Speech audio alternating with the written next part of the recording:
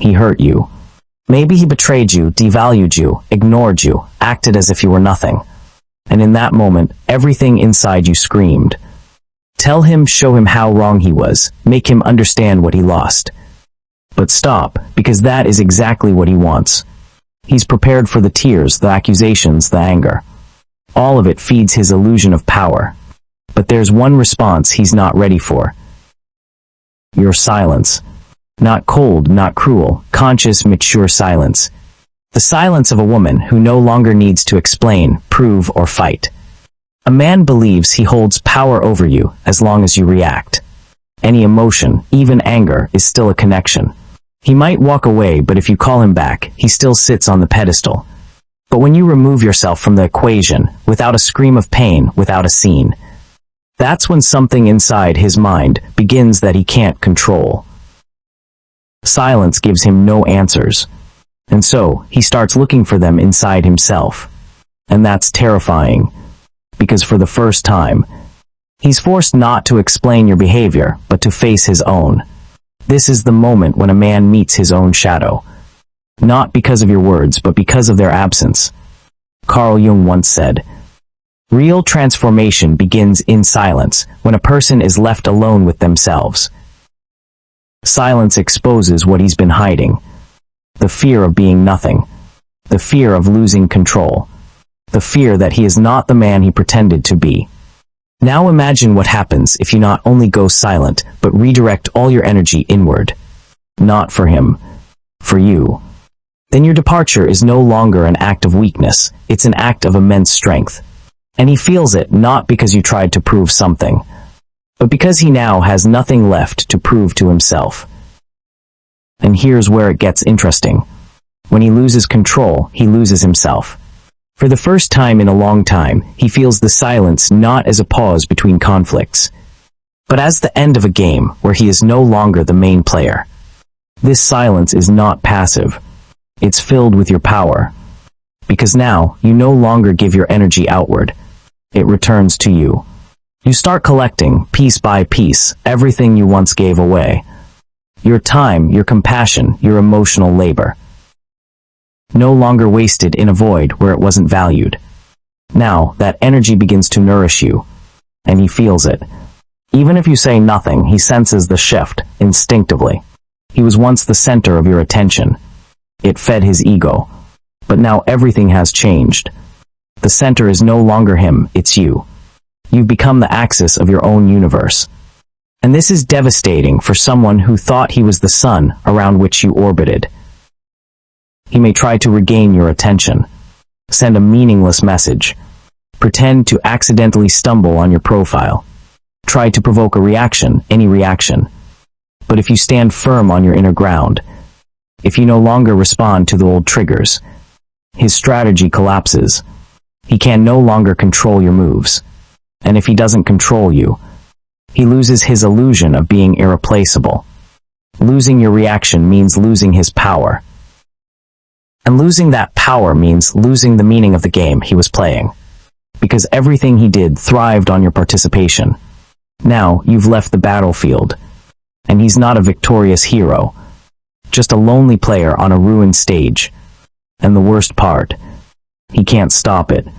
Because the only way to regain his influence is to once again access your energy.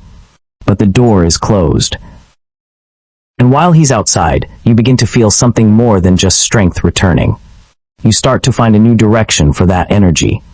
Not surviving the relationship, but building your life, your growth, your peace. And in that moment, you reclaim your power.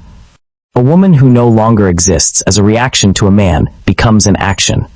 She no longer begs, no longer demands, no longer waits. She moves. Not away from him, toward herself. And in that movement there's no hysteria, no resentment, no revenge. Only a quiet homecoming. She once gave everything. Attention, time, energy, hope, tears. Now she's picking up the scattered pieces of herself. Not because he apologized. Not because he recognized her worth. But because she no longer needs external validation to feel whole. From childhood, women are told that leaving is weakness. that we must fight, forgive, prove, save. But the truth is, fighting alone for a relationship destroys the soul. Real strength is not in enduring pain, but in deciding to end it. Leaving takes more courage than staying, because staying is familiar. Leaving is rebellion against the autopilot you've lived on for so long. And the man who once saw your exit as weakness starts to understand.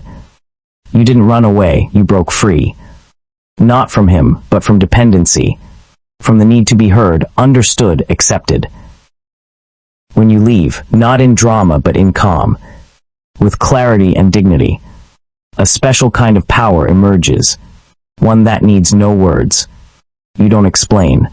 You don't justify. You're simply not where you are not respected. And that silence, it isn't emptiness. It's strength. A woman who refuses to be a victim stops being a target. She becomes a subject, a chooser, the one who decides where to be, whom to give her time to, whom to share her essence with. This is not escape. It's evolution. You no longer ask, why did he do this to me? Now you ask, why did I allow it? And in that moment, you step into a new phase, not restoring a relationship, but restoring your boundaries. Every step you take now isn't about returning to the past, but about creating a future with no space for those who hurt, where your worth is not in someone's opinion, but in your own inner knowing. You reclaim your space, physically, emotionally, spiritually. You are the center, not out of ego, but by birthright. And here's the beautiful part. You no longer need him to feel beautiful. You don't need his approval to feel confident. You don't need his recognition to know you deserve love. You fill yourself. And that is the greatest transformation. A woman who stops giving her energy to emptiness begins to bloom. Quietly, without drama, from within. And that is what he was never prepared for. When you no longer try to come back, he finally begins to want you back. Not because you're needed, but because you've become unreachable. And in that silence, he starts to see his actions in a new light. While you were there were no consequences. But now he's alone with the emptiness he pushed you into. And in that void, with no way to get you back, he finally asks, was I ever worthy of her at all? You no longer exist in his world, not from bitterness, but from healing. And that's the true loss. Not that you're gone, but that he no longer has access to your world. He stands in front of the door that used to be open. Now it's shut. Because you didn't just leave.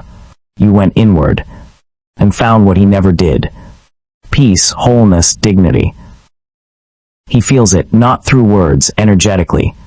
That you no longer live in the story where he was the meaning. You no longer vibrate at the frequency of pain. You are no longer drawn to those who break you. Now you're a magnet for those who see, respect, and honor you. Because you see yourself. And this shift, it's not external. It's internal. And internal shifts are the most permanent. You don't need approval. You don't seek attention. You simply are. Like a wall no one can pass without permission. Now he's faced not just with your silence, but with your freedom. And freedom, he has no power over it. You're not bitter. You're not vengeful. You're just gone. And that is your quiet, complete victory.